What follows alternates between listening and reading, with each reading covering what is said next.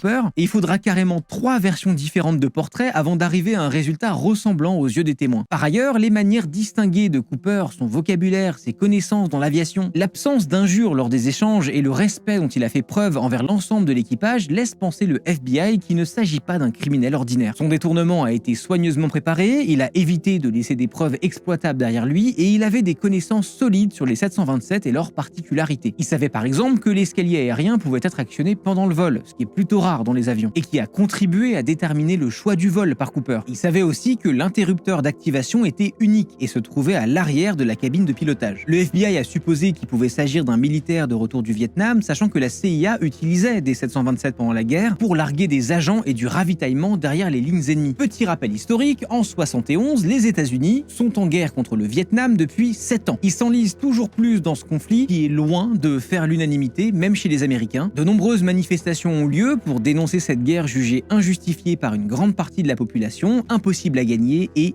immorale. Même certains hauts placés politiques et militaires remettent cette guerre en question.